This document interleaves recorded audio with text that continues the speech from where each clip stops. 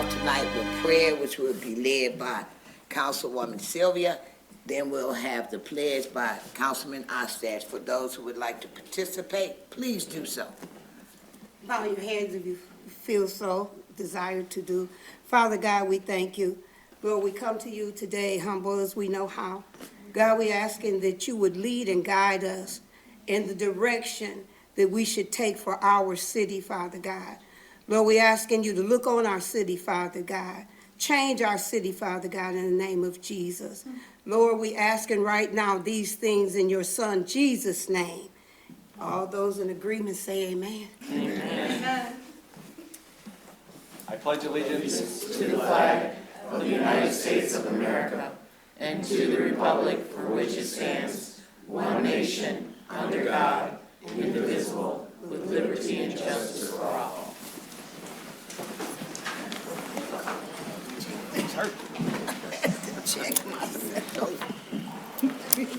Roll call, Madam Clerk. Councilmember Sylvia. Present. Councilmember Seals. Present. Councilmember Ball. Present. Mayor Pro Tem Garcia. Present. Councilmember Ostache. Present. Councilmember Braddock. Present. Councilmember Wiggins is absent. Councilmember Hammond. Present. And Mayor Moore. Present.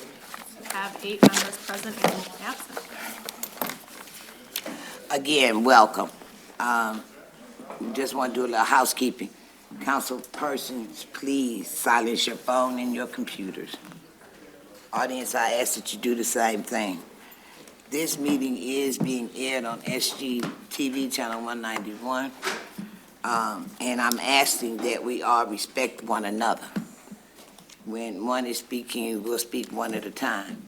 That goes for the council as well as the audience. No clapping, no booing, no standing ovation, none of that. This is a meeting that is being aired. Madam Clerk, do we have any announcements? Yes, Mayor, we have one. The yard waste collection will begin April 7th, with collection being on your regular trash day. Yard waste should be placed at the curb in paper yard waste bags or in bins labeled with a yard waste sticker. Those stickers are available in the clerk's office or at public services. That takes us to public hearings. We do have a public hearing tonight, and the purpose of a public hearing is that the public to address the council as a whole, for the council to hear the comments from the speaker regarding a specific action being requested. Speakers must limit their remarks to the subject of the public hearing. Please state your name and say if you are support or if you are opposed to the subject matter of the hearing. The main speaker or the designated representative is the first speaker, and they are allowed 10 minutes. Each additional speaker has 3 minutes. You are not to direct any of your questions directly to a council. This is not a question and answer period. Madam Clerk. The first public hearing is regarding the proposed Michigan Department of Natural Resources Outdoor Recreation and Legacy Grant Program for the Saginaw Riverfront Park. Do we have anyone here who would like to speak on this subject? You ain't have to wait. Come on. Come on.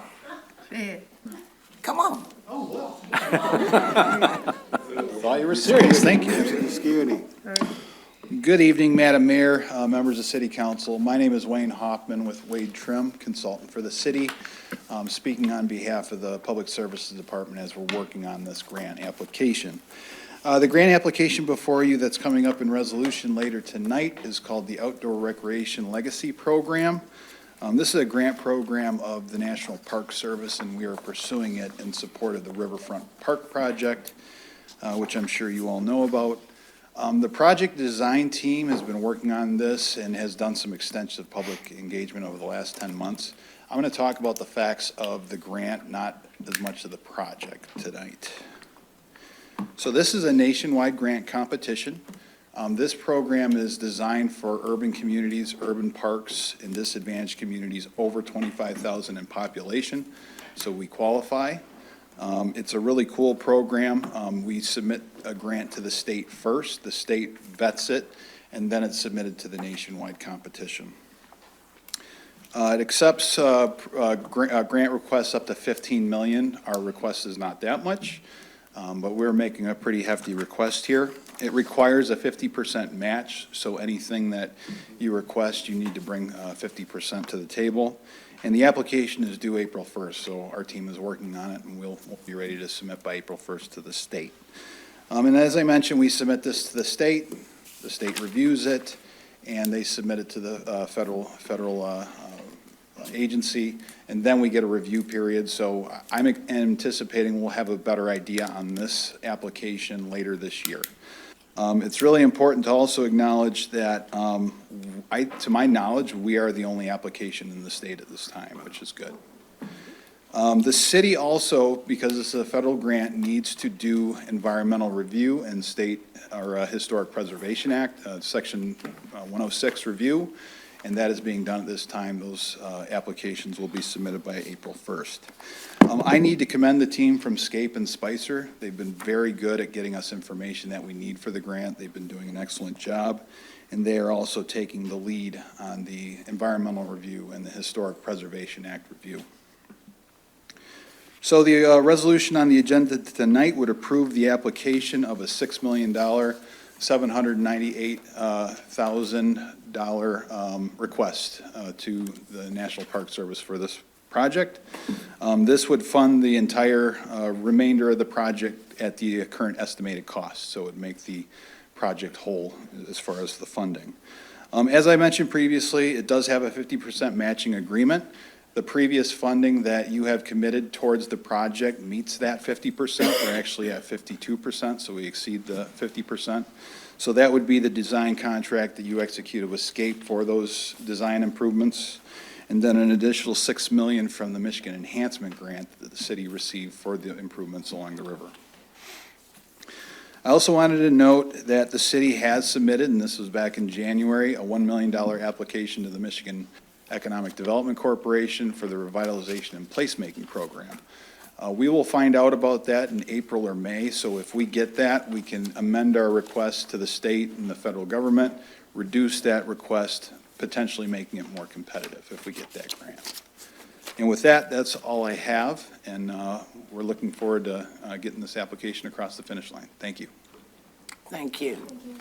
Is there anyone else who would like to speak to this subject matter? Is there anyone else who'd like to speak to this matter? Final time. Is there anyone else who would like to speak to this matter? I need a motion to close. So moved. Second.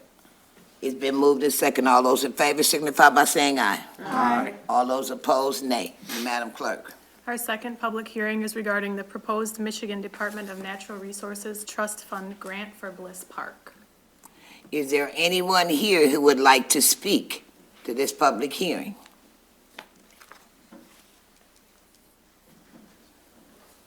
Is there anyone here who would like to speak to this hearing? Last and final time, is there anyone here who would like to speak to this public hearing?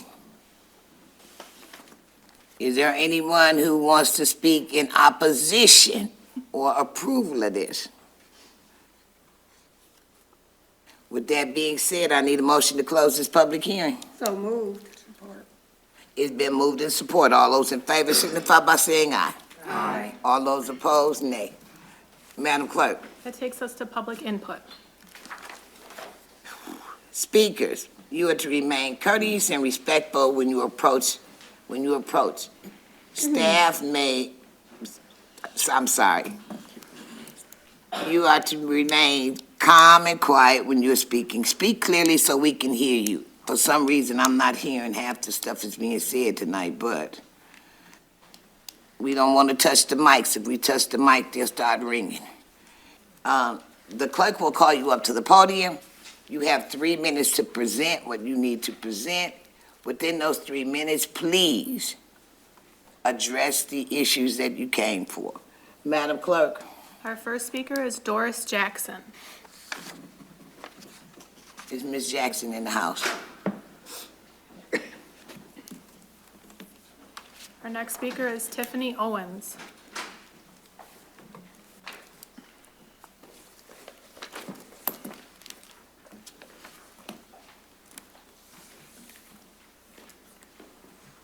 Good evening, Madam Mayor and City Council. I am here on you guys, before you guys today. I am asking for funds for a nonprofit organization that I myself am starting. It's called Crown Mary. Crown Mary represents the death of my daughter. I would like to present this in her honor. Many of you know that 2 of my innocent, sweet, precious children were murdered to the senseless gun violence in our city. My daughter, Tamaria Stewart, who was murdered on 7/31/21 while attending a block party. She had designed it, a branding clothing line, drawing awareness to gun violence, showing support to the lives of so many memories, in honoring of my son, her brother, who was also murdered on June 7th of 2012. We affectionately called him TJ. He was murdered while sleeping over at his grandparents' house that night, and along with my niece, who was also murdered at a prom event, May 23rd, 2013, at the Saginaw High Senior Prom Meetup spot.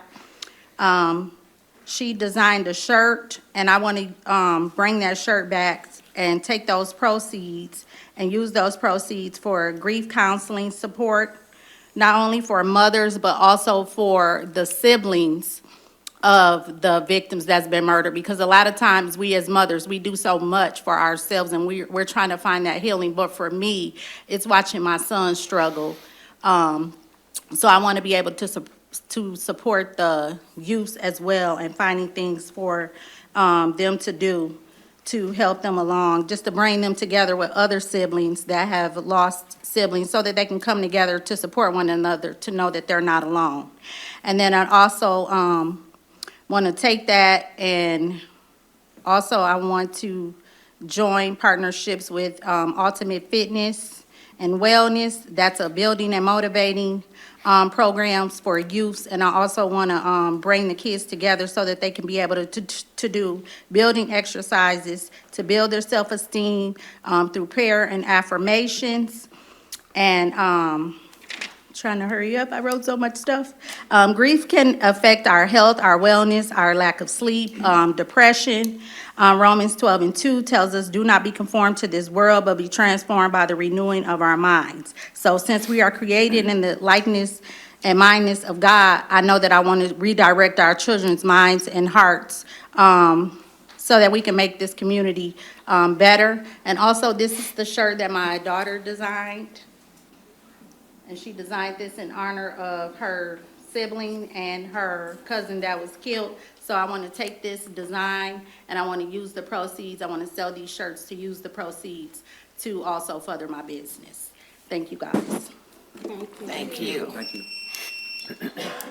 You did good, Miss Tiffany. Our next speaker is Andrea Pasco.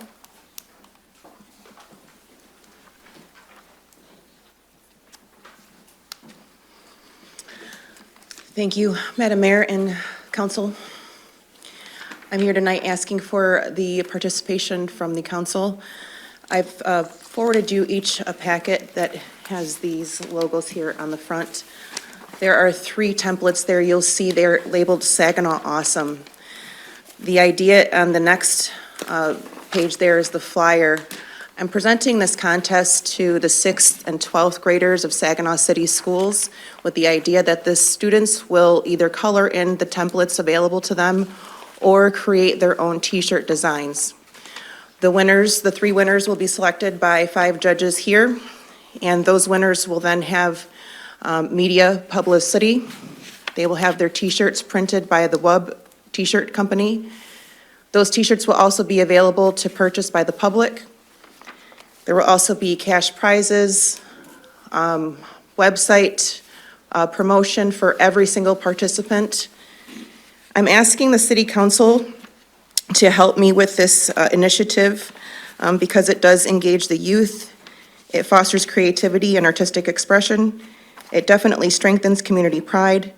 And so for your participation, I'm asking that we give the winners the recognition, and the last very page is maybe even a certificate from the City Council for those winners, again, just as part of that recognition.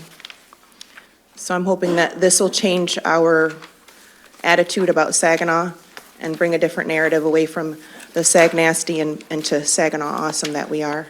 So thank you for your time. Thank you. Thank you. Thank you. Our next speaker is Clint Bryant Sr.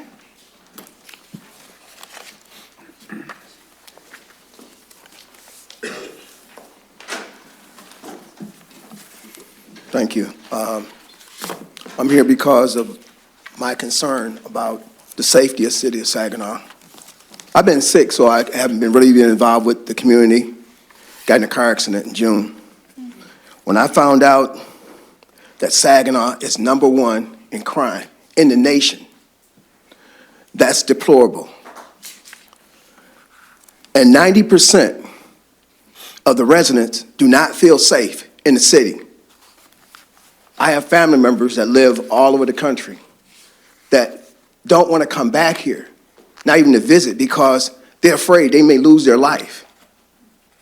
And the thing that's despicable is that when I read the paper, the board said, we have this money, but we don't know what to do with it. The #1 problem in this city is crime. What is we supposed to do when we walk out and there's no protection? I went 3 months last summer. For 3 months, I did not see one police officer. I spoke with the chief about it, and I spoke with Saginaw Township. I spoke with Bridgeport. They all took time to speak to me because crime just expands. It affects the whole community of Saginaw County. Me and the chief had a very nice talk. He addressed my issue. I seen an officer passing through. I said, wow, I feel a whole lot better. But it just seems like to me, nobody cares. Everybody's just going about their business. And while these bodies pile up, a 20-year-old got killed just the other day. My thing is, if you have extra money, which you say you don't know what to do with, the #1 problem is crime. Bodies are piling up. People are getting shot. Not just getting shot, they're getting killed. And then the youth is in danger. This is the most dangerous city for youth to live in. Where is the money going? You can plant all the flowers you want. You can fix up all the buildings you want. That doesn't make the community safer. If Chief Roof said he need anything, everyone in this room should say, yes, what do you need? If you need a detective, we'll help you. I got an open case right now. That guy been threatening me for 6 years. They said we can't even assign a detective to it. This guy moving all over the place. He lived at 50 places because he's committing crimes all over the place. Now he's moved out there in Saginaw Township. What do you think he's going to do out there? Commit crimes. And the thing about it is that we need to address the issue. And from what I was told, next stair is going to close in 2 years. What do you think Saginaw is going to be like? It's going to get worse.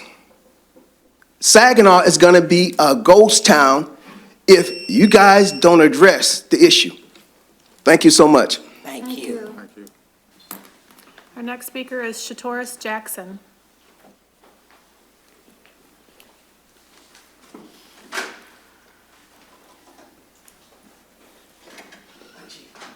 On to Melanie Velasco. How about Carl Young?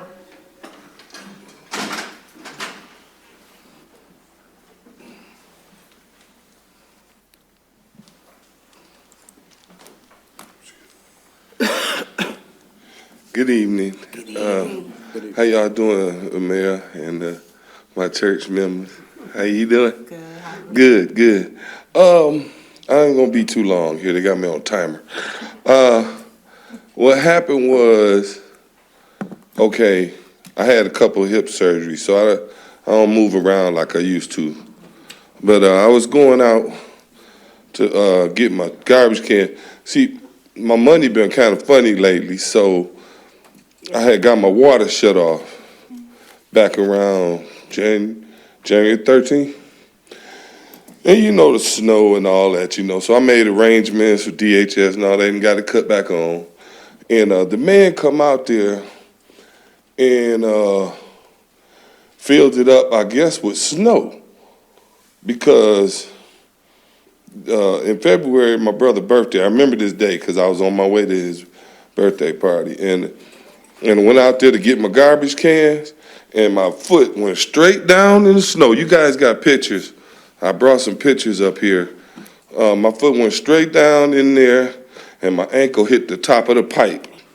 And the pipe didn't even have a top on it. And hurt my ankle. My ankle hit the pipe and went down there. I was down to my knee. I had to get on my knee here. And then I was looking around for somebody to help me get out the hole. And when nobody, the cars just kept going by, I was waving somebody. And this little girl, she come next. No, I'll help you, sir. I said, oh, no, baby. You got to go get 3 men to pull me out this hole. It's going to take a train or something. So she went across the street and got this old guy, and he pulled me out the hole. But what I'm saying is, my water bill high and my money is low. My water bill like $300 or $400. I'm about to be back in the same position. I only get $1,000 a month, SSI, and my mortgage is $800. So I live on $200 a month, trying to make it for 4 weeks with $200. And I fell in the hole. I say, everybody go, oh, you can sue the city, you know. And I go, no, I don't like sue. That's not the way to do things. You know, I was just going to go see if they can plug the hole up. They took care of that so quick when I brought the pictures up here this morning. The hole looked like it was never there, but I got pictures to prove it was there. And I just want some help with my water bill. That's all. And they've already taken care of the problem as far as putting seeds on there. You know, they didn't put the dirt in there like they got it looking good now. You know, but I just appreciate your time, and thank you very much for listening to me this evening. Thank you. Thank you. Our next speaker is Ben Wieland.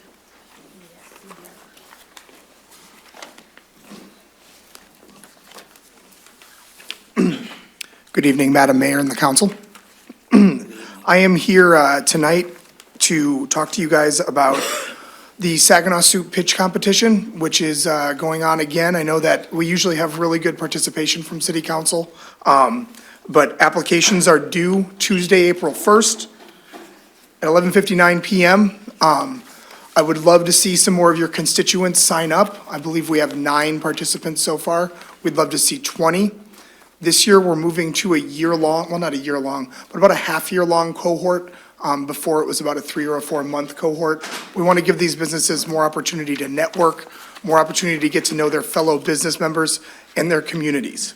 I've attached to your packet our fairly locked-in schedule. Love to see you guys show up at any of those meetups that we are planning and just come out and get to know your business community a little bit more. This is an event that's been wildly successful, that has several of our past winners are still conducting business in Saginaw and are successful.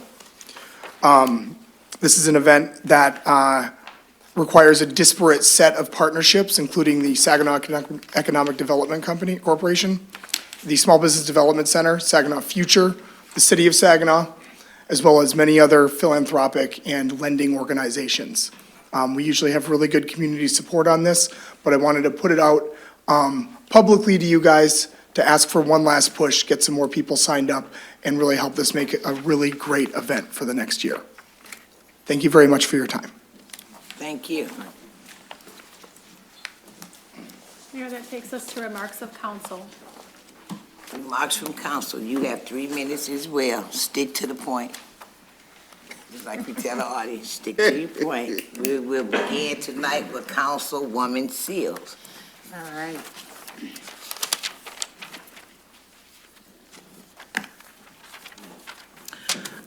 It's good to see everyone out tonight. Thank you for coming.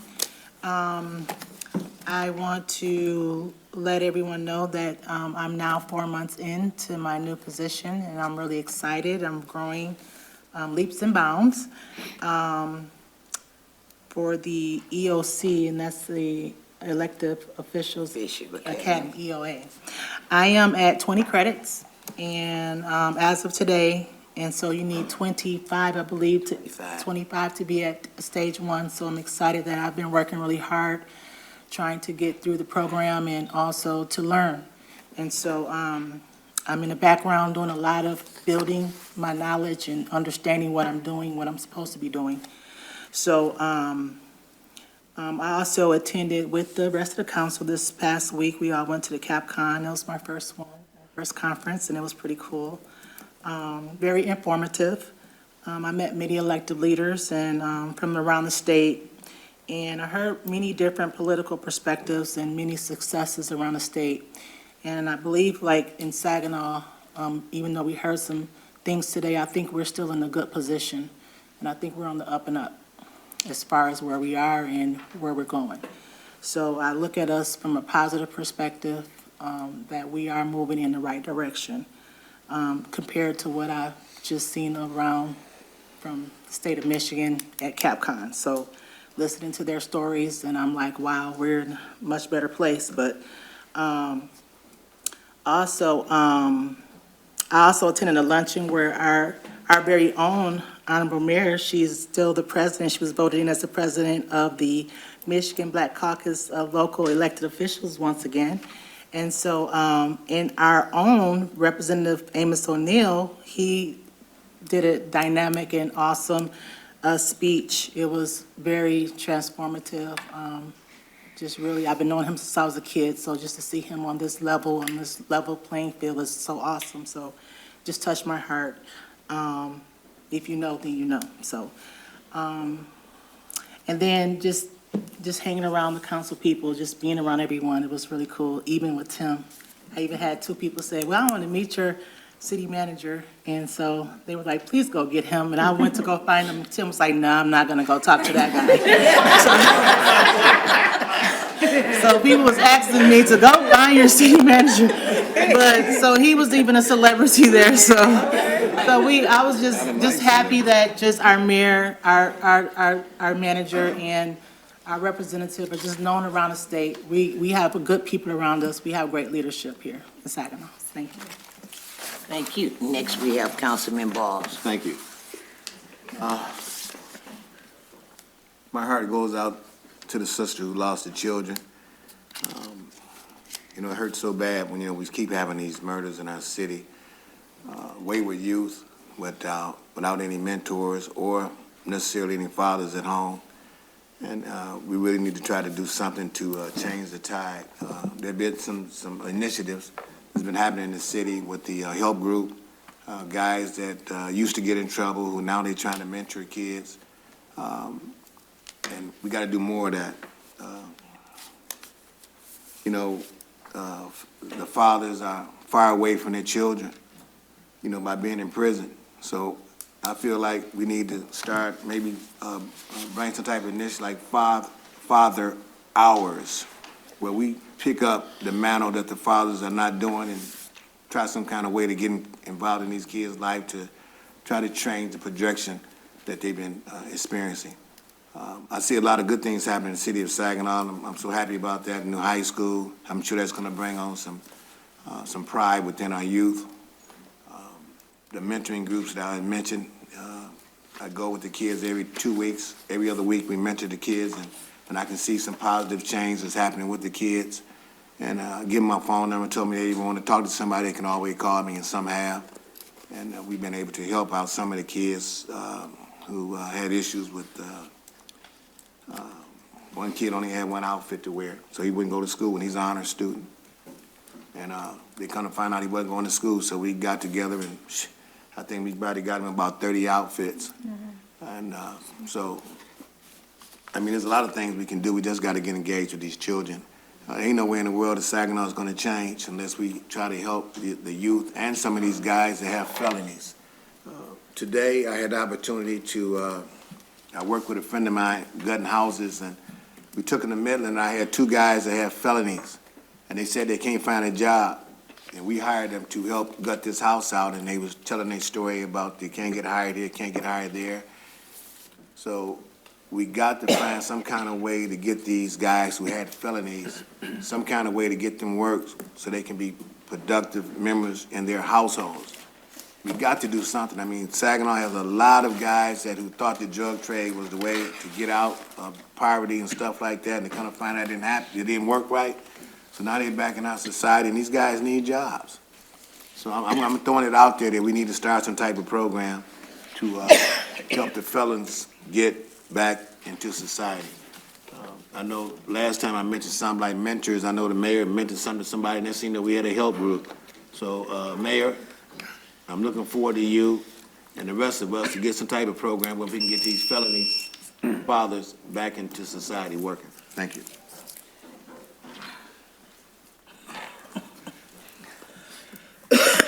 We have Councilman Ostash. Thank you, Mayor. Welcome, everybody, to the chamber tonight, and for those of you watching at home, I will concur with my two colleagues that have spoke already on what they're talking about, and Councilman Balls is talking about the group help. I've had the opportunity to be with them twice, and it is quite an experience to work with these kids. Everything he's saying is right, and what I've learned from it is that sometimes these kids just need a little bit of care.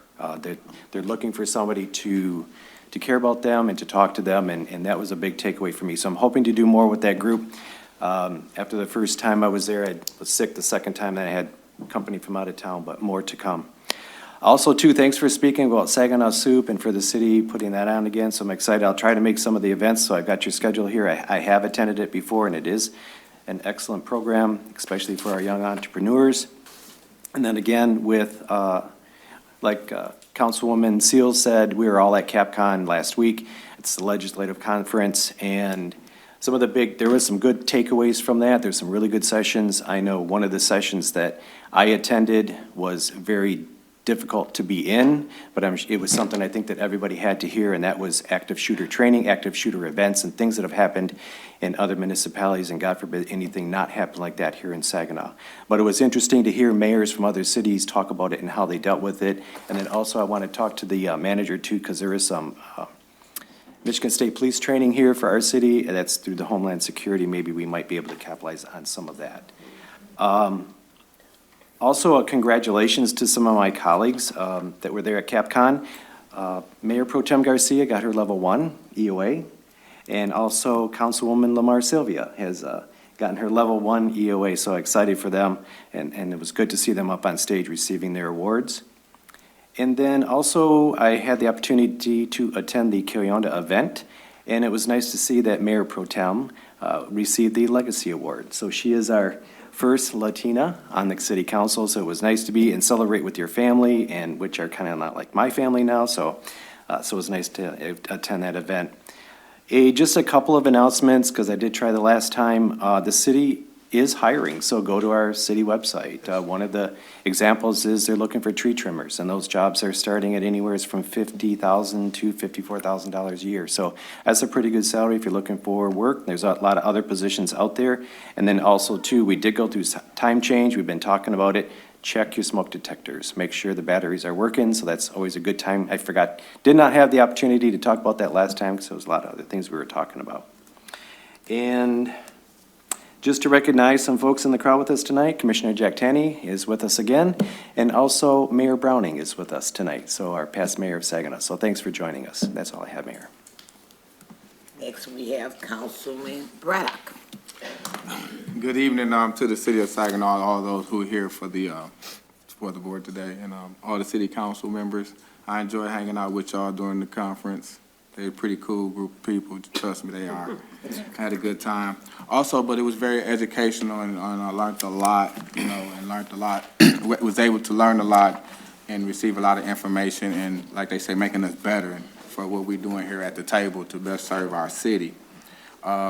First, I would just like to say to Tiffany Owens, I commend you for your efforts. I've been home for like 5-6 years now, and I seen you put forth effort in pushing that cause, and I would support you in anything that you do, because gun violence is an issue in our city. It's not just in our city; it's around the world. And I think that we need to ensure the safety of our residents, which is important, our youth. But it's going to take an approach, a balanced approach of prevention, education, and enforcement as well.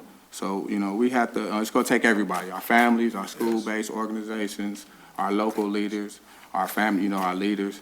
And just like Michael Ball said, we got to empower the families, the mothers, the fathers of the homes. We got to find a way to empower them as well. And so just looking for the key word is collaboration. It's been the key word all day for me, is collaboration. And so we got to look, no matter what, it affects everybody, no matter what your race is, how much money you got, it affects everyone. And so we see Tiffany come up here, but it's a lot more mothers out here like that. And it's a lot more children and siblings who has experienced and witnessed gun violence, who lost their siblings, who lost their parents. And so we collaboration, and we need to address it. And not just about intervention, but it's about prevention as well. And that's all I have, Madam Mayor, and let's continue to work. Thank you. Next, we have Councilwoman Hammond. Thank you. Thank you all for attending tonight. Whenever the issue of gun violence comes up, which is unfortunately almost every other week, I see a press conference pop up, or rather a press release pop up. It's a punch in the gut. But I appreciate folks coming up here relentlessly and trying to do the work relentlessly in the community to see improvement and to see change. That's the only way we're going to get it done is together, and the only way we're going to get it done is through relentless persistence. So I appreciate you and your efforts. Thank you. In other news, I wanted to raise public awareness. There's a lot of things, especially concerning funding and federal funding and programs up in the air right now, but something that drew my attention. A friend of mine in the Upper Peninsula is, she's gone through various positions in government, and she is a friend of the libraries and the library system. She used to work for her local library, and there is a chance of losing out on specifically funding for rural libraries right now with the administration. So I just wanted to bring up that issue that your local libraries right now are fighting for their funding. And Melcat is a system that I use. If you don't know, it's like a network of libraries that can share books, something that I use to get specifically like books about zoning that I don't, have to pay for out of pocket. I can go on Melcat. It's a great service, and it's under threat right now because it's a pay-in membership system. And just like insurance, if you don't have a large pool of people paying in, the whole thing kind of collapses. So we do have threats going on to our local library system, and public services, the things that, do keep our young people busy and do provide services to our community. I also attended the most recent NCOG meeting, and they have their housing needs assessment survey up. It is going to be available at emcog.org. That's emcog.org. It is open until March 30th. And they have different surveys, whether or not you're a public official or somebody who deals with housing or just a community member. That's a really important survey for our region that's going to go after funding for housing. So I appreciate everybody who goes and fills out that survey. It's very, very important that we get your input because it's going towards best practices and future funding for housing in our community. Affordable housing, low-income housing, people that have fixed income, senior housing, that kind of stuff. You need the studies, you need the data to go get the grant funding. So it's very important that folks participate in that survey. And I'll say it one more time. That's emcog, emcog.org. Yeah, thank you. That's it. That's it.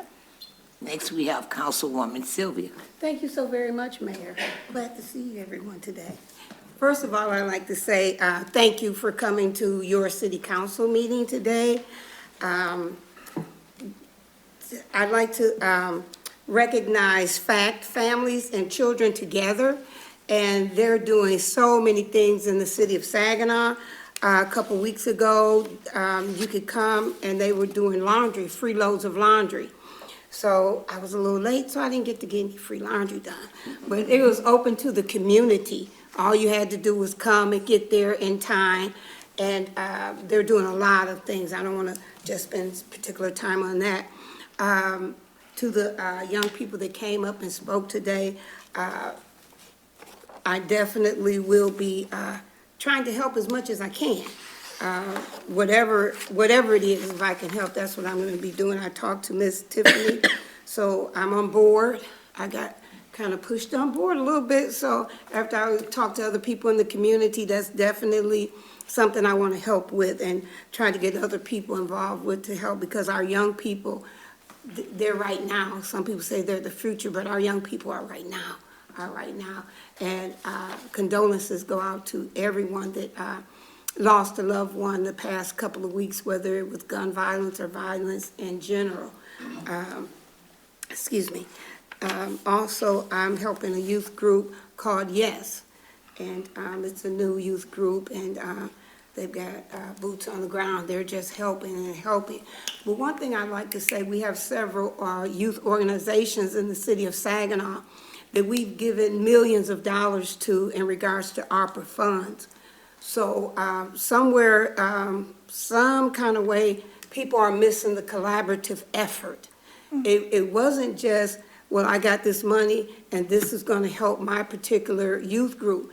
I was thinking and I thought, and I've said so many times, collaborate with other agencies. You know, some people shouldn't have to say, well, I need some notebooks for my youth group of 10. Let's do some collaborative efforts. Remember that those dollars are out there, and let's bring those resources together. That's what it is. Because I've seen Saginaw come together in many efforts. When the tree fell on the lady's house, and I was just heartfelt for that. But the community came together. When the car went into the home on Beechwood, the community came together. It's no more just me and mine. It's all of us together. Thank you so very much, and continue to pray for your city and help your city. Thank you so much. You have a great, blessed rest of the day and week. Thank you. Next, we have Mayor Pro Tem Garcia. Good evening, concerned citizens of the community. I'm getting my voice back little by little. So I'm feeling a lot better than what I was. I did attend the CapCon with everybody. It's a great learning experience. It was my third year attending and my first time receiving an award in front of everybody. So it's really nice because you learn a lot and it helps you become a better council member and understand your role and your position that you play on this council. You know, you're not there to just go play. You're there to learn and meet other people. And I've met a great deal of people within the last 3 years. So it's always nice visiting with other mayors and different council members and seeing what they do in their city and what's helping them thrive, or maybe some of their weaknesses as well, because we all have strengths and weaknesses in our cities, especially with violence. It doesn't discriminate. It's everywhere. I lived in the township. It was there. So it doesn't discriminate at all. Saginaw is moving forward. You know, maybe if next year goes, well, we have the medical diamond coming up. Like they say, when one door closes, another opens. There's always opportunity, and that's what we're trying to do as council, is to make more economic development growth for more job opportunities. If you guys seen the ice cream shop just opened, and I didn't get to go, but I'm gonna be down there visiting soon, because my daughter said she gets a discount, so I'm gonna go get her player price so I can get some ice cream, but today it was too cold and it was closed, so. But we got some great stuff coming down, the Hala down there, I haven't got to go visit there, but there's things coming down to downtown. Like I always say, oh, there's nothing to do. Come on, come visit me. We'll keep busy. Believe me, I stay busy. My grandson looks forward to hanging out with me because he knows as soon as I'm coming, we're hitting the road. So he's always like, where's Nana? Is she here yet? And he's only 2. So you find things to do. You help the young youth development and you show them the way. And, you know, the library's always having free things to do. Some of the movies, they'll be having the film festivals, Pit and Balcony, the Temple. I mean, there's so many great resources out there that people aren't aware of. So I'm always showing those community alerts because there's things to do out there.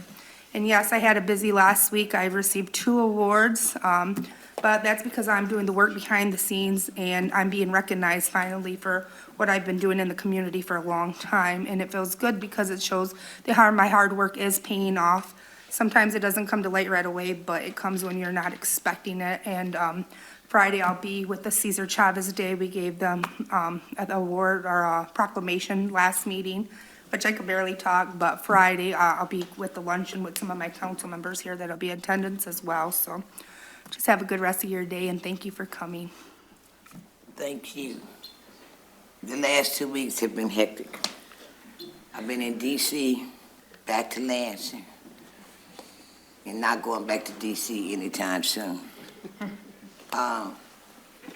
One of the things I really want to emphasize is that the Michigan Municipal League is probably my Bible, because it saved me.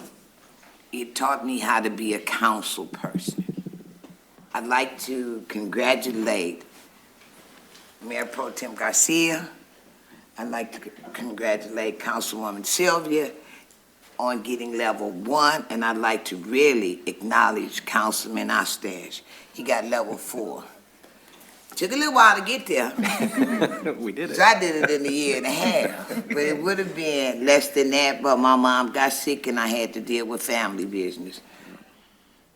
When you go away to an organization like that, it's a networking process, and it's a process to where people get to know you. Some of the council people say, everybody know you. Yeah, I'm that kind of person. It's about developing relationships. We talk about collaboration. Collaboration is not just with the people you with every day. It's collaborating with people all over the state. In the last month and a half, I got selected to be the vice president for we call it MAM, Michigan Mayors. So that means that your mayor is now the vice president to all of the mayors in the state of Michigan. Yeah, what? You know, but I just knew that he was gonna say something crazy. And I didn't want to say that, but I said that to say this. I don't grow unless you grow with me. I'm not a dictator. I don't want to be a dictator. But the city is moving forward. At the conference, I remember a time when I couldn't get our city manager to go. He goes, and you're right, everybody knows him now. Because I tell them real quickly, I got a city manager. And here he go, right here. So, we did have a good time. It was really nice socializing with my colleagues. But it was even more exciting watching the enthusiastic when they were going into classes. Which class do I go to? Which class do I go to? Short time, you couldn't make it to all of them. But one thing about it, if you keep going, you're going to get it. Yeah. Again, it's a new season. It's a new day. It's here. We're walking into the good stuff. Council members, don't Saved by the bell was I. Mr. Manager, I'm sorry, Madam Clerk. Reports from the manager. Thank you, and first I do want to mention, as Councilman Ostache did talk about the active shooter, so there were a couple sessions about that, but our Saginaw Police Department offers active shooter sessions to businesses or organizations in the city. They'll go and do a safety presentation and what to do. We've been doing that for probably 5 years at least, I think. About 7 or 8. So, if you don't know, our Saginaw Police Department is the primary core unit for the emergency services team. So they operate countywide, but it's a few of the guys from the team come and do active shooter training at a business or organization. So if you ever want to have that done, contact Chief Ruth, and he can arrange it for you. We do have also. We had a listening session here in the city a few weeks ago with the Governor's Community Violence Intervention Council Director, Jennifer De La Cruz, and her staff, so I want to thank them for visiting Saginaw, and also thank, it was HELP was one of the co-hosts, and the Saginaw Community Foundation co-hosted that. It was a tremendous attendance for that event. It was a full room, and to see the number of organizations that are doing violence intervention, and there's a lot of opportunity to get involved if people do want to help and get involved from different ministries. There's HELP, CAC, all those organizations are out there working, so plenty of opportunity for that. And they're great people doing the work too, so it's a good opportunity.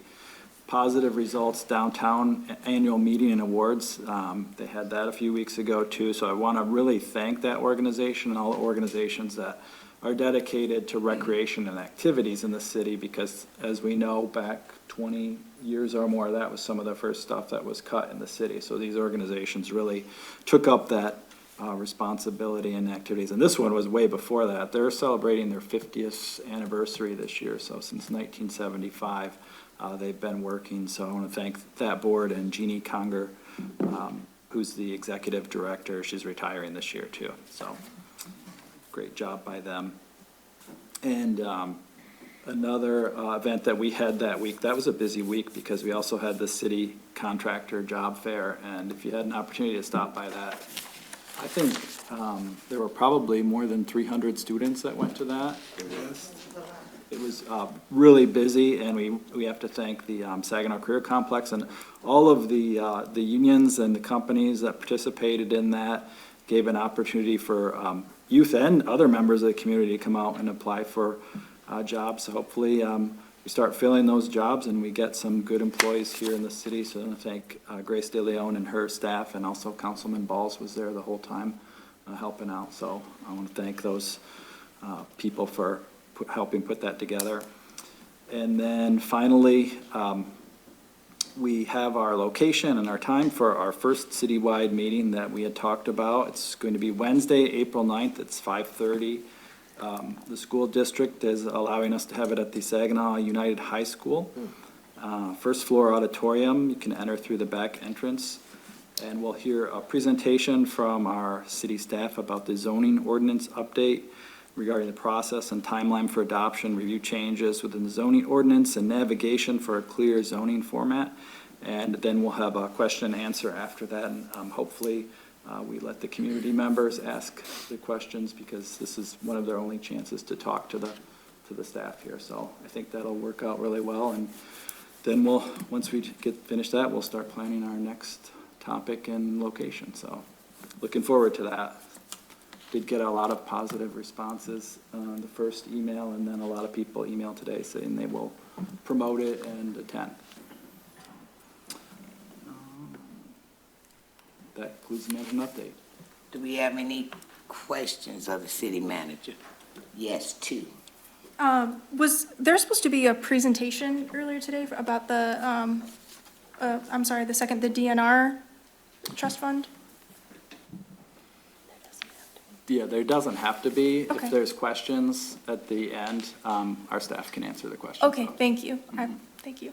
And then my second question is, for the public participation for the April 9th meeting, we're going to have a zoning ordinance presentation. What's the mechanism for taking that feedback from the community and incorporating it into the zoning ordinance rewrite? Well, I think the zoning ordinance rewrite is pretty far along, but this is an opportunity if they have questions about how it will impact them or if it impacts their property. This is a good opportunity for that. Okay. Yes. Thank you very much. Councilwoman. Beg your pardon? Oh, okay, thank you. Yes, Tim, we had talked earlier, and so, just for the sake of, knowledge and, also, our citizens, and if we could get someone, or if you can explain, had a lot of communication in regards to the young lady whom house or tree fell on it, and it had to be torn down because of safety reasons, several other things. And a lot of questions, I won't say backlash, in regards to other buildings and homes in the city that are in deplorable conditions, roof falling down, etc. So, could you, or one of your staff persons, please explain the difference so people will know, instead of assuming, why this particular home was torn down as opposed to some of the other vacant homes that appear to be in worse shape than that? Can you please do that? Thank you. Yep, I'll start, but I might need the fire chief or the inspections to come up and address it too. But so, I think this goes to this incident happened. the house had to be demolished, but let me go and take pictures of houses that I think look bad and say, well, why didn't this one get demolished? Why doesn't this get demolished? So when an incident like this occurs, the fire marshal and the chief inspector or his designee have to look at a home and determine the structural integrity of that home based upon various factors. Load-bearing walls they look at, the main beam in the roof, or whatever it happens to be. I'm sure there's a lot of other factors, foundational issues, and so on. So that's what they're looking at and determining if they think that the house will be able to stand still. So you can have a house where it appears that the roof is collapsed, where the house isn't going to fall in. You know, there's a difference there. And once we're there, it's part of our responsibility to make that determination, so nobody gets hurt. And in this particular case, I think is the firefighters actually probably went above and beyond what they should have done for their own safety. And those guys go into a lot of structures that are on fire, falling down, or whatever it happens to be. So I really trust their judgment and assessment in that, and they weren't going to go in again, from what I've heard. So that's kind of the big difference, and I can't give you a number off the top of my head about how often it happens, but fire chief will usually update me when it happens, but this happens various times throughout the year. Several fires, the house is determined to be structurally, the structural integrity is gone. We've had it in a number of commercial buildings, and you'll remember even the building that was on by the Genesee Street Bridge, that was a tear down because of structural integrity, because it was near critical infrastructure. Other buildings like that we assess, and the various ways to go about it, but generally it's all related to the health and safety. So I don't know if the chief, you want to add anything? Sure.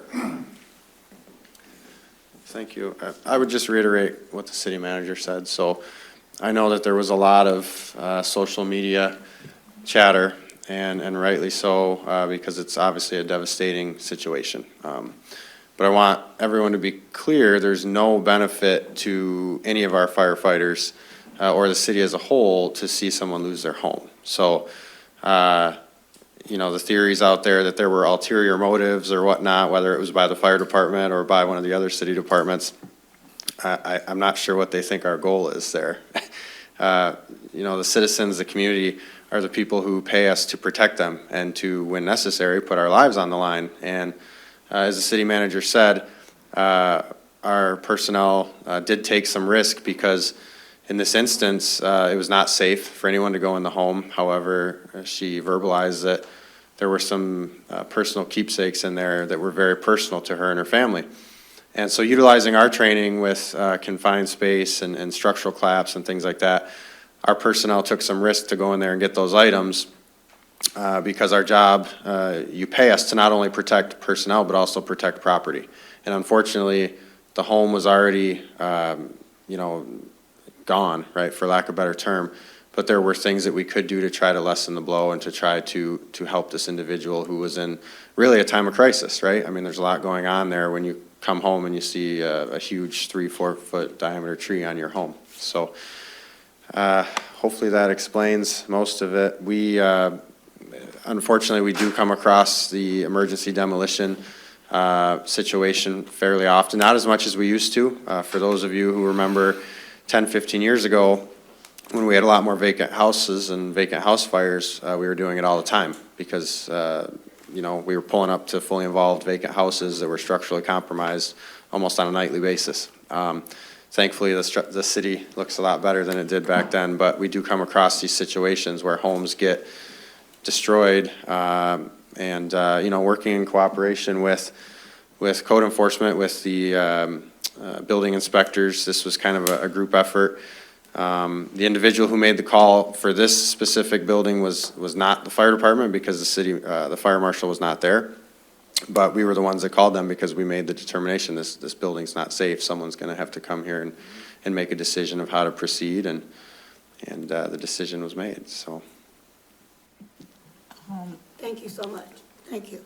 Yes, Councilwoman. I just wanted to clarify, can you clarify for the public, just to be clear?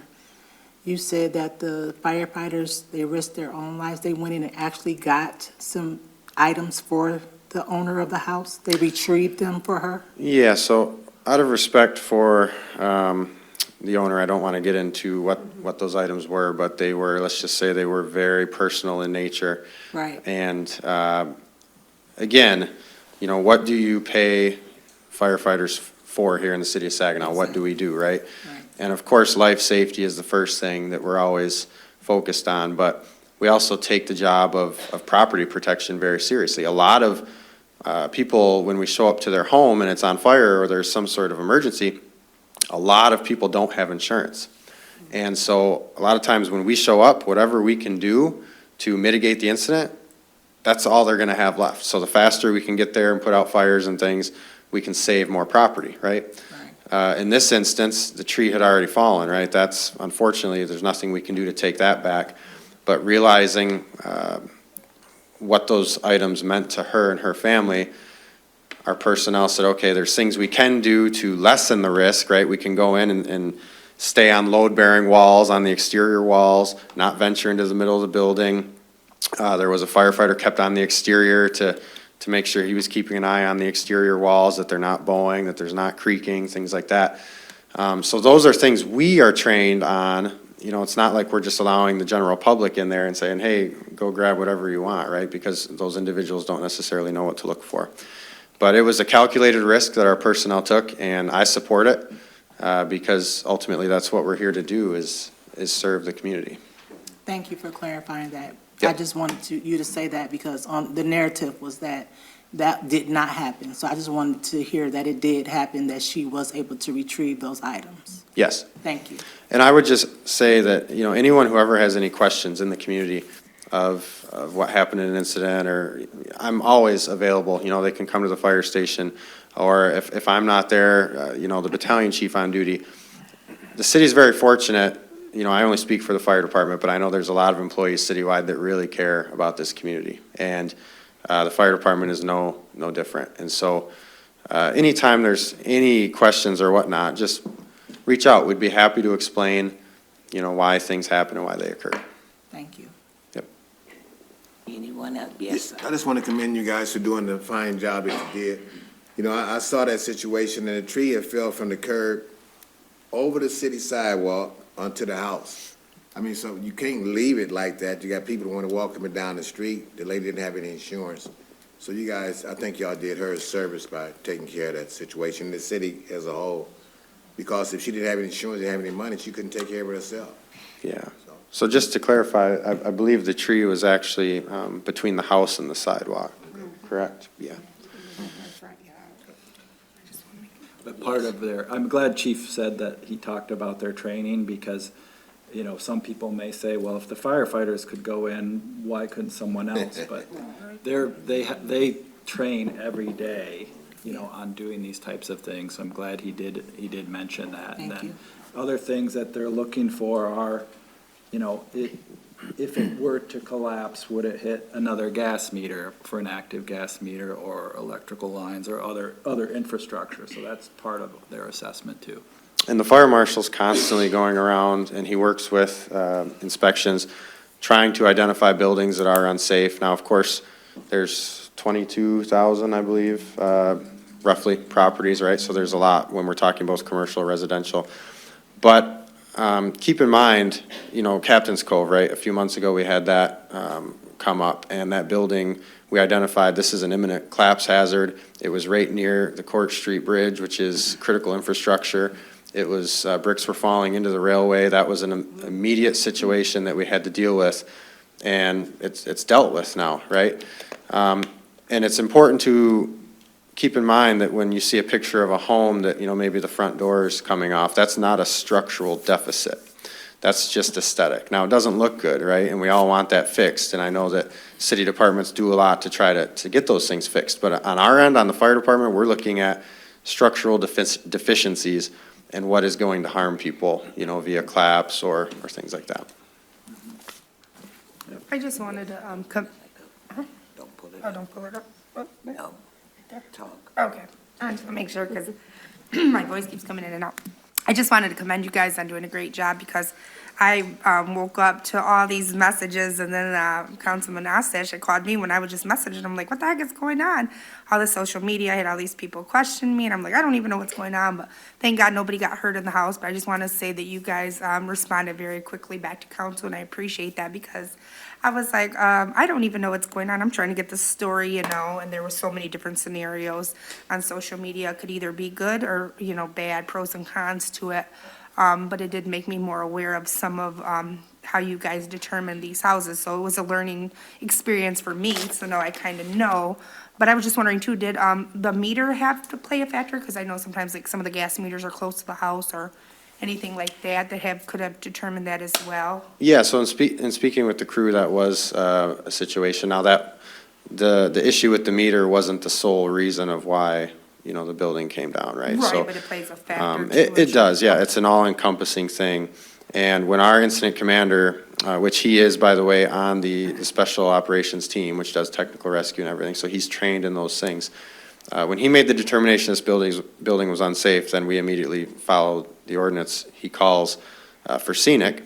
Scenic representative comes out, and then they kind of take over from there of like, okay, what's the next steps, right? Are we talking remediation, demolition, what's going on? And so everything occurred the way it was supposed to according to our ordinance. Yeah, so I actually did go down there and take some water to the volunteers down there and stuff, and they were able to get a lot of the things that they were looking for that were personal value to them, so that was really great. And I know Alex and Grifford helped with that, getting them to come out and help, so that was great. But like you said, it takes a village to get it all together, you know, it's not gonna happen overnight, but if we all do our part and help, it makes things more successful. Absolutely. So thank you guys for getting back with the council, because that helped me understand more.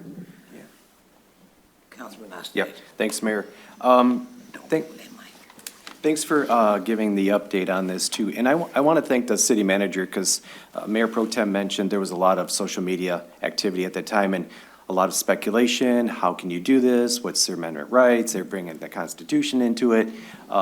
Tim allowed me to take the email from you and also from Cassie from Inspections and share that to social media, and that kind of gave a narrative of what the city really had done. And you mentioned the ordinance. So for the public that is watching, our ordinances are under American Legal Publishing. You can go out and find them, search the city, you'll find City of Saginaw. But in particular, if you want to know what they used, it's section 151.130. That's the dangerous building ordinance. I'm very familiar with it, and it'll talk about a hearing process. But then in this case, section 139 is the emergency procedure. So familiarize yourself with that, and it'll explain exactly what they did and why the chief inspector was involved. The other thing, too, to note is that that's our local ordinance, our local law, but this also ties right back for the public to PA 167. It's the Michigan Housing Act. And if you look in there, dangerous buildings, it's pretty much verbatim as to what our city ordinance is. So for those that are watching and for those to go back, this is what we use. And in that case, there are emergency procedures under law that we can actually go in for the public safety. Because I know some people say, well, why don't you just take the log off? You know, you're in a situation, you still have a dangerous building where walls could fall down, low bearing, just like you mentioned too, the building that was on the river. That was another situation where, I don't know if it's the third or fourth floor, it just blew right out onto pretty much almost the street that one day. So a lot of things go into the decision, and every decision is not always the same. And we're bound, you know, as employees, we're bound by the ordinances. We have, you know, SOPs within the department. So we actually bring more liability among the city, to the city, if we don't follow these things. Yeah. And so then the question becomes, if we decided to disregard the ordinance and say, okay, this building is unsafe, but we're just going to tape it off and leave, well, then what happens when somebody's going near that home to try to salvage something and the tree shifts and it crushes them? Now I'm not doing my job, the firefighters aren't doing their job, because not only did we lose a life or someone get seriously injured, but there's also liability for the city there. And to address the dilapidated buildings and all the photographs that went up on social media, again, too, if you read this ordinance, it'll talk about, there's a hearing process that can take place. But there's only two decisions that get made at the end of that hearing when you have it on a dangerous building that's been vacant for 180 days. That's when it's determined. You can either demolish it, or the hearing officer can say, make it safe. Make safe means either we have to pay to make it safe, or they have to make it safe with their own money. And in the first place, if it's at that point, sometimes what I've seen, they don't even have the money to make it safe. So I'm working on that with our state legislators, by the way, cat's out of the bag. But I am talking to on Amos O'Neill's team, and I think I found maybe a resolution. So we'll see. But it's going to have to happen with state law, and then it'll funnel down to our local. So, thank you. Yes, Council. I'm fine, thank you. I'd like to thank you. I got phone calls after phone calls on that incident, and I guess I've been around the block a little bit, so I know what protocol is. And I think you guys handled everything excellent. We as council, we've got to learn how to handle stuff excellent, and don't panic. Because panicking sent this whole city into a flare-up. Social media I'm still getting, I don't even look at social media like that. But I'm all over social media doing this, doing that. But you guys did an excellent job, and I commend you. And you did the best you can. And by the way, I had a tree on my house. So I know it's not an easy thing on a Friday afternoon. The wind blew the tree that had been eaten up by what's them little boxwood bugs. But we didn't have to call the fireman. We had to call you. But I got it off the house, and you need to know that it's not cheap. Trust me. It's not cheap. I had to pay to get that tree off my house. But it was get it off the house or let it take my house down. So I think that everybody, until it affects you, you don't really understand. But when it affects you, like even with a fire, when it affects you, that's when you can relate. So kudos. Kudos to the city. Kudos did an excellent job. And I'll fight for you any day. Anyone, any more questions? Yes. Does the city in the dangerous buildings process have any procedures for determining whether or not there's an asbestos concern before coming in to do a demolition?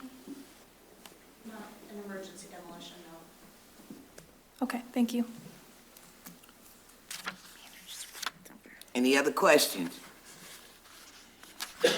Madam Clerk? Thank you, Chief. Thank you, good job. Thank you. Our next item is the consent agenda. Okay. The agenda has been available at City Hall and on the city webpage on SGTV Channel 191. I need a motion to approve the agenda, leaving room for exceptions. Support. So, second. Do I have any exceptions? Yes, 13. Yes, number 2, number 3, and number 10. 2, 3, 10, and number 13. Is there any more? We're gonna take a vote on all but the exceptions. All those in favor signify by saying aye. Aye. All those opposed, nay. Madam Clerk. Item number 2 is to approve the purchase with ChargePoint Incorporated for $22,950 for repair and replacement of 2 power modules at the direct current fast charger electric vehicle charging station located at 113 South Hamilton Street for the Building Planning and Economic Development Department Parking Division. That was Councilmember Hammond. Hello. Hi. Hi. So first question, it says we got these awarded grant funds in February of 2020. When were these installed? So the ones specifically that we're talking about, I believe were installed in 2021 or 2. 21. And what is the specific issue that is requiring repair? The power modules went out. Okay, I don't know what a power module is. Yeah. I'm sorry, is it just like the thing you plug it, I don't know. I'm not sure. It's an electric vehicle charger. I'm not. Okay. It's a power It's an module. it's a Yeah. part- Internal component? Okay, so I'm asking because. We got multiple really large boxes of these 2 power modules. And then when sorry. So for this electric vehicle charger, this was a grant that we received to cover the installation. Other kind of charges do we have to have for, are there any like ongoing fees, like licenses or like software that we have to pay for to maintain these? And what does that cost? Yes, so we have approximately $17,000 in electric charges just so far this year. And then on top of that, we have about $13,000 worth of subscription fees every year. So these chargers cost us over $30,000, and it goes up depending on the electric that is used. Okay. And I'm sorry, is that $30,000 per or for all 4 of them? There's actually 8. Oh, okay, so is that for all 8 of them? Or Yeah. okay, so 30,000 for all 8. Approximately 30,000 because so when we initially got these grants to install the chargers, we actually had multiple grants that pretty much paid for the entire fleet of 8 chargers. The city ended up paying about $30,000 for these 8 chargers. What we didn't necessarily realize at the time was that it does come with subscriptions, so we had paid them all up front. So we have for the last 3 years since they've been installed, or I guess 4 almost, we've been paying only the electric charges, but now the subscription charges have to be renewed, and so we're gonna be paying those annually, so that's why it is going up to about 30. It may be closer to 35,000 annually. Okay, annually, okay. Yes. For all 8 of them? For all to be 8. maintained. Okay, so then, thank you. So, to continue with that discussion, then talking about potential revenues and offsetting those costs, what kind of usage are we getting from all 8 of these chargers? Is this is this question for the next item, or? No, no, because I wanted to make sure that when we're, talking about repair, that, comparing that to the revenues that we get, so whether or not we want to pay to repair this one is dependent on the revenues that we may be getting from, and maybe considering the increased fee, but overall, we're talking about maintenance and repair and how to offset those costs. So if I could explain one more thing. So since the subscriptions wore out, one of them includes the warranty. That is why we have to pay for this repair. Up until this time, these are machines that need a lot of repairs, all kinds of parts and pieces. I can't necessarily explain exactly what is happening, but they have issues, at least one of them, every month, every other month. So normally under our subscription fee, all of these fixes are paid for because they're under warranty. So this is the only one that I've had to bring here because the warranty lapsed. Okay. And then this issue came up. Okay, so will the warranty kick in again once we pay for the subscription? The yearly Yes. subscription? Okay, all right. And then for so is there a potential of getting these insured at all since they're such big costs, or is that unnecessary because the warranty will continue to be in play? Yep, the warranty covers it. Gotcha, thank you. So yes, in terms of the current revenues and usage, how much usage are we getting out of these electric charging stations? I have it in dollars. Okay. So last year, we made $11,900 in revenue. Okay. So we spent $17,831 in total fees. So we lost over $5,000. And then, as I said, this year, we're already to date at our electric cost is $17,410. And then on top of the subscription fees, so that's why we're going to end up spending around $35,000. To date, we have collected $12,000.89, or sorry, $12,089.57. So, and I would also say the other item that's coming up later would address a lot of this, but if you go back, we also used to get money from the DDA for these chargers. So the fee didn't necessarily, that revenue wasn't the only revenue we were bringing in because the DDA was subsidizing these because they're all within the DDA district. That's probably not gonna happen anymore, so when we get to item, like it's 3, the revenue, if that's approved, the revenue will probably be right in line with what we're spending. And I think it's something that we can, not to get off of the item we're on, but, well, I'll wait until we get to the next item to talk about it. But we're super low compared with our fees to other local units. I'd like to ask this question. This was something that we approved prior. It's been a while. The installation of them, yeah. Right. We did the installation, but at that time, we were told, council members, it's our duty to go back and research stuff, especially when it comes to the agenda. If you do your research before you come in, you'll have all of the clear information. And yes, there will be questions. I'm not saying don't ask questions. But I'm saying we tend to spend a lot of time on stuff that has been set before us, that was previously approved. And so as part of our due diligence, we need to research before we come into these meetings. And hold up, I'm not talking about anybody in particular. I'm saying again, being a good council person means you do your homework. It don't mean you always with the got you. You gotta do your homework. Madam Mayor. So with, Yes. Motion before. We need a motion. There needs to be a motion. I have further questions. So with the seventh. Excuse me. There can be a motion so everybody Oh. can discuss. Okay.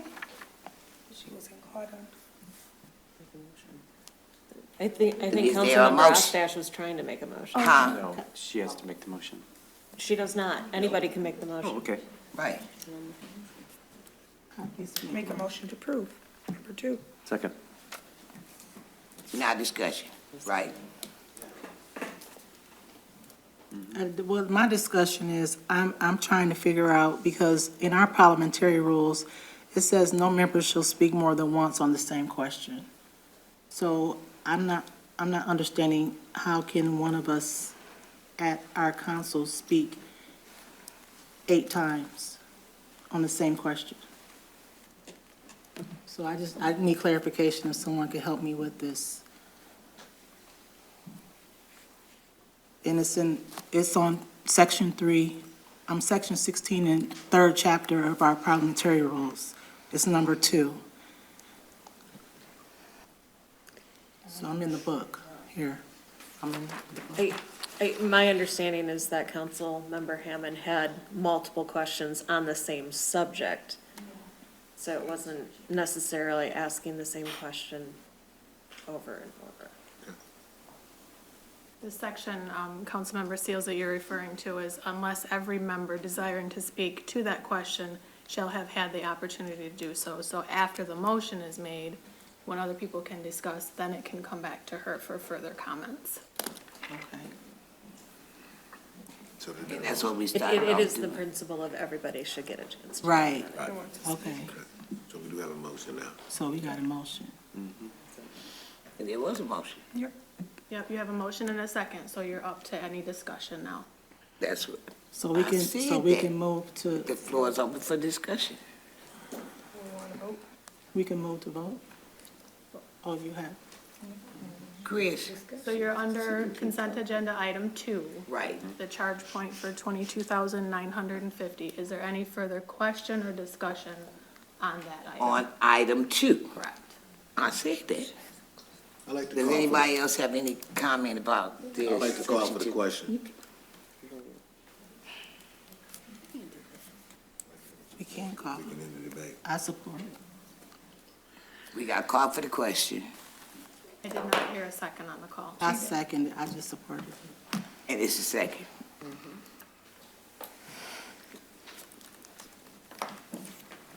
We're calling for, Take your vote, Mayor. I'm sorry. Go ahead and take your vote on the call for question. Call for the question. All those in favor signify by saying aye. Aye. All those opposed, nay. No. Roll call. Councilmember Sylvia. No. Councilmember Seals. Yes. Councilmember Balls. Yes? Mayor Pro Tem Garcia. Yes. Councilmember Ostash. Yes. Councilmember Braddock. Yes. Councilmember Hammond, Yes? and Mayor Moore. Yes. You have 7 yes and 1 no. That motion is approved. So now you go right to your vote on item On number the 2. original. Correct. It's been moved in second. All those in favor signify by saying aye. Aye. All those opposed, nay. Madam Clerk. Item number 3 is to approve the increased fee for the city's electric charging stations at 113 South Hamilton Street, 100 North Hamilton Street, 211 South Water Street, and 220 South Baum Street. That was Councilmember Hammond. Hello. Hello.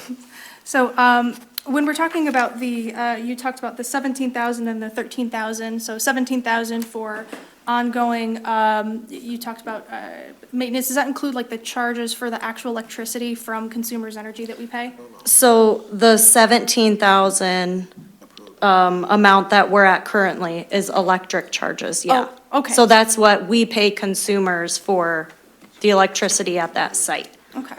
And So then that directly relates to the amount that we've collected so far this year, $12,089. Okay, thank you. And then, so encompassing all 8 of our electric vehicle charging stations and the projected usage of those charging stations, the increased rates you believe will at least match what the city has currently been spending, both for electric charges and the subscription? Yes. Okay. And then the subscription will have a warranty, so hopefully we won't have this situation again where we're kind of paying out of pocket to, ensure that these things are up to snuff. Yes. Okay, and just one more question on the,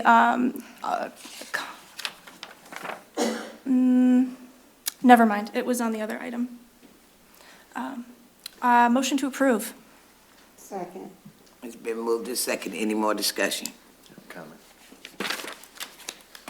Yes. Yep, just a quick comment. In regards to our charging stations, the manager did say like they were kind of subsidized in the beginning, and even at one time it was free charging because we were being subsidized for these through the grant through Consumers Power.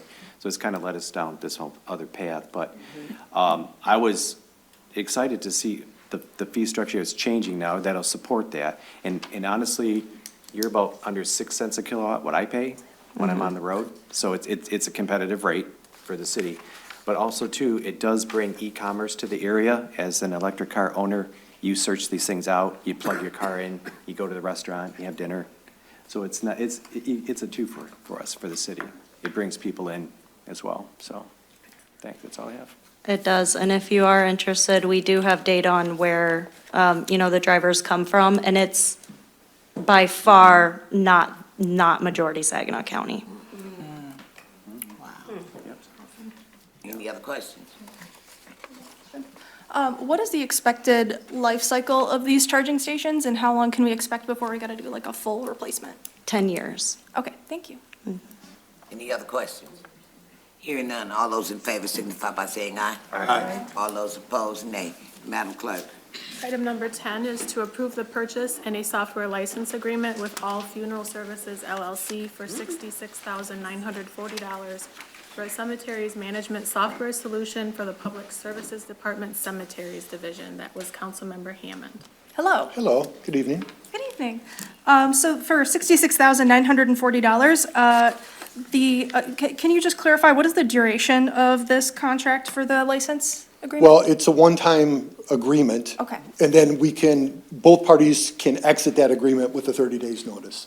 Got it. So it doesn't automatically renew, which a lot of my software does. This one is just give 30 days notice and we can go ahead and get out of that contract, or they could get out either way. So what's the lifetime of the contract?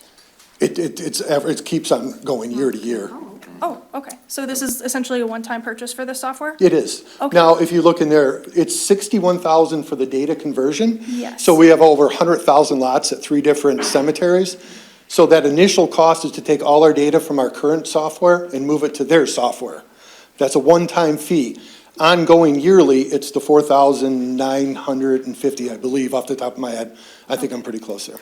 And when you talk about data extraction, does that mean that's like essentially the brute force of getting people to do this into the new system? It's to export it out of our system Yeah. and to give it to them, and then they take it and then put it where it should go in their system. Okay. And can you briefly tell me about some of the advantages of going over to this system versus what we currently do? Well, right now, we don't have an online system, so you could go on and you can actually pick a lot. You can go on and do genealogy searches. Just imagine if you're going to one of our 3 cemeteries and you want to find where your loved one is, but you have no idea. Those are huge cemeteries. So this one actually has a GPS coordinate system in it where you can put the name, search your name of your relative or friend, and it's gonna go ahead and show you like a Google Maps, how you get someplace. It'll show you right where to go, down to the lot level. You know, you wanna go to the right, left, and to actually find your family member. I appreciate that. Motion to approve. Motion to approve, I need a second. Second. Any other discussion? Yeah, I have a comment. Yeah. I just think that's awesome. Yeah, isn't it? That's right. Ooh, that's awesome. It is, 'cause Yes, it's a a trip long and it's- time coming. It is. This is a huge advancement from what we have. It is huge. So we're looking forward to it. As you know, we're moving starting next week to our new cloud system. And that's one of the software modules that they didn't bring over. They just didn't have a lot of municipalities that still managed cemeteries. So when we looked around, we saw this and we thought it would be just a great enhancement. I think the citizens are going to be ecstatic. Oh, that's good to hear. I am. Thank you. You're welcome. So I got a question. Is this gonna be a system in the cemetery or can it be, you go to the webpage? Yeah, it's going to be all online. It's going to have a GIS system to it, so you actually can look at the cemeteries, and you can also purchase plots or lots and headstones right through it. Sounds like a winner to me. I agree with Councilwoman Silver.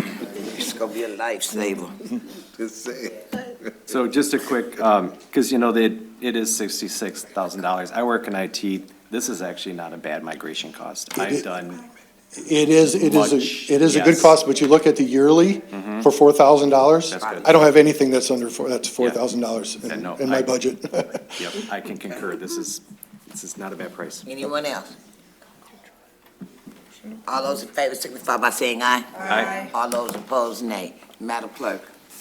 Item number 13 is to approve the contract with Mike's Landscaping Services LLC for $1,799,000 for the water and sewer road patch restoration C-1708 project for the Public Services Department Engineering Division. That was Councilmember Balls.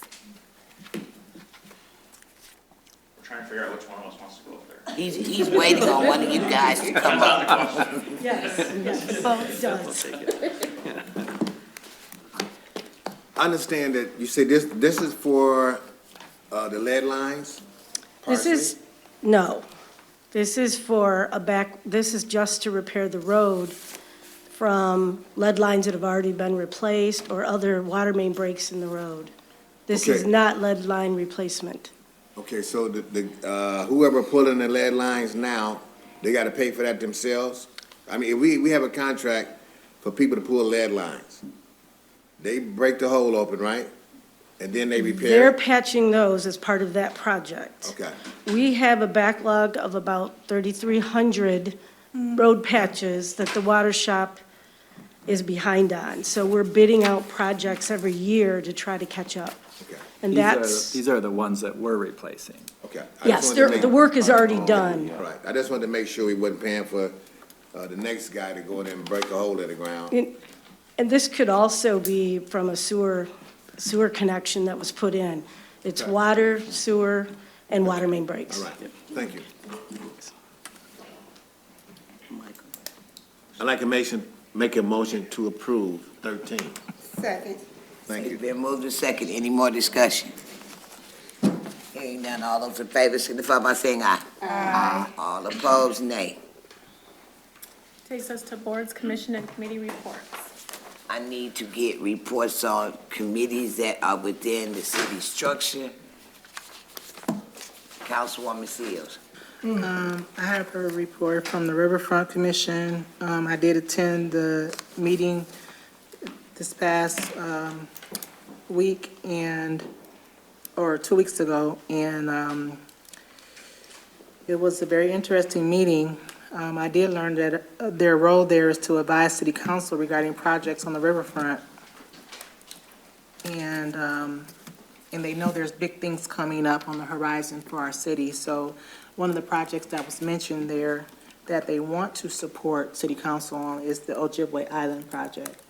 And so they want to support the new committee that was just formed.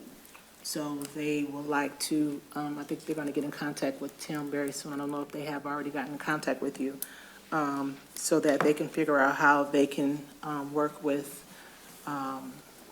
Tim and that committee and how we can come together. So I don't know if I'm going to be the contact person between both the council and the committee. I'm not for sure how that's going to work, but we'll figure all that great stuff out. And they also have a special day they want to do that coincides kind of what you were talking about. Is called, you have the Team Up Cleanup? Team Up Cleanup is the second Saturday in May. Okay.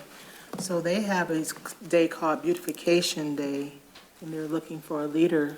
We merged with that last year. Okay, so. Merged. So, We and got some I of their told money. them that you have a special day, and I said, well, I know the mayor has her day, and I wasn't for sure when. Not the mayor, it's the council. It's not the mayor, it's the council. Okay, so, that was at least two things, so I want to, just bring that back. So those are some things that we want to support the council with from that particular committee. Anybody else go to any city meetings and we report out? Okay. Thank you so much. Madam Clerk, On to appointment of board, commission, and committee members. I need a motion to approve. I can't say, well, leaving room for exception, I'm sorry, I can say that. Y'all not gonna vote? I'm sorry. I need a motion to approve. So moved. Second. It's been moved and second. Make me tired. Any questions? All those in favor signify by saying aye. Aye. All those opposed, nay.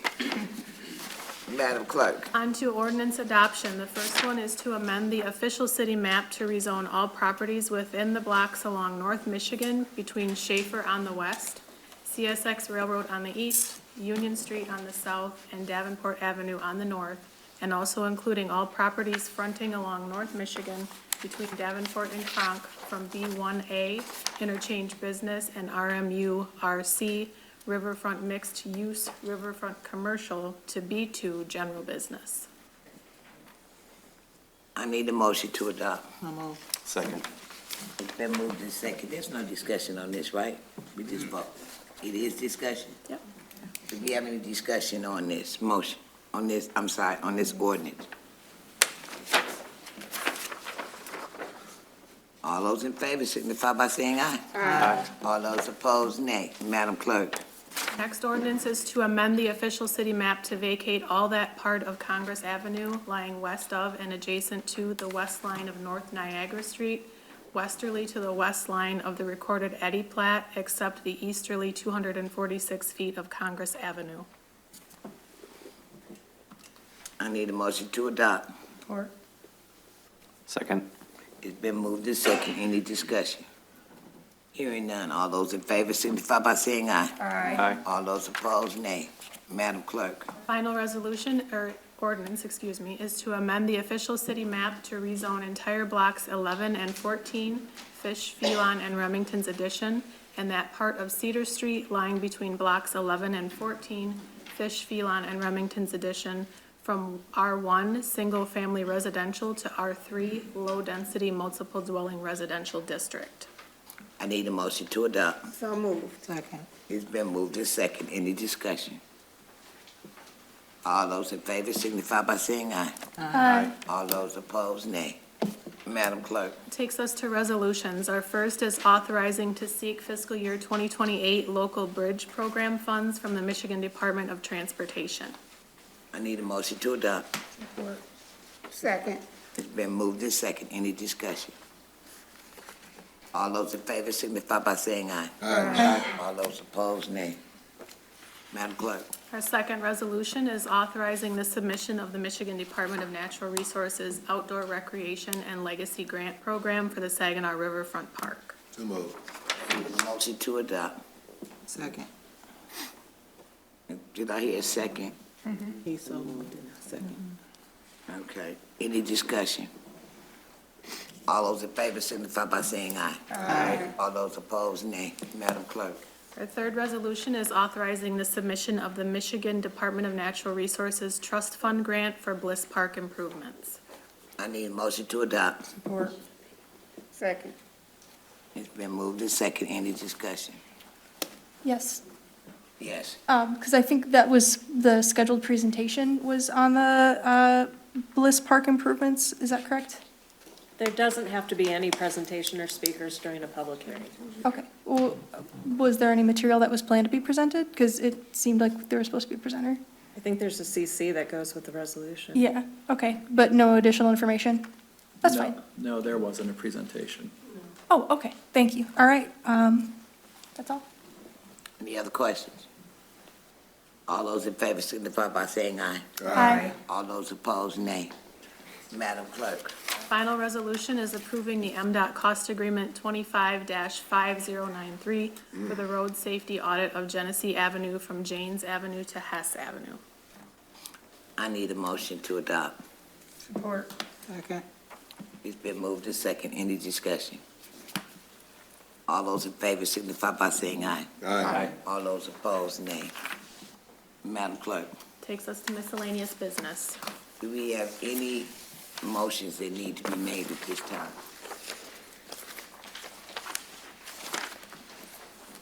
Motion to adjourn. I need a motion to adjourn. Motion to adjourn. Been moved and support. All those in favor signify by saying aye. Aye. All those opposed, nay.